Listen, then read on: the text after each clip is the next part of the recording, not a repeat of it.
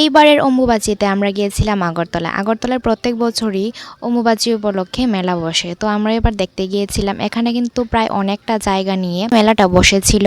আর আমি বলবো যে প্রথম দিনের তুলনায় অনেক বেশি মানুষ হয়েছিল সেখানে।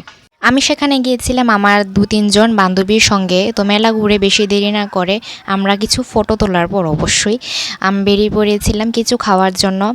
এই মেলাটার উল্টো দিকেই অনেকগুলো স্টল বসেছিল, নতুন কার্ড লাগিয়েছিল। তো সেখান থেকে আমরা চুজ করেছিলাম একটা দোকান থেকে বাসন্তী পোলাও, দেখতে খানিকটা ভালোই লাগছিল।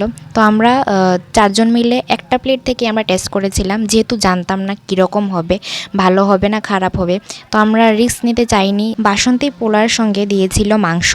আমি মাংস খাইনি, কিন্তু পোলাওটা আমার কাছে বেশ ভালোই লেগেছিল। খাওয়া দাওয়া সেরে অটোতে উঠে গিয়েছিলাম বাড়িতে যাওয়ার জন্য, কারণ আমরা গিয়েছিলাম বিকেলের সময়, তাই আমাদের হাতে বেশি সময় ছিল না। ঠিক ১ ঘন্টার মধ্যে মেলা দেখে খেয়ে বাড়িতে চলে এসেছিলাম। আর বাড়িতে এসে ফ্রেশ হয়ে আমি খেয়ে নিচ্ছিলাম টিফিন। তো আজকের জন্য এতটুকুই, দেখা হচ্ছে আবার পরবর্তী ভিডিওতে।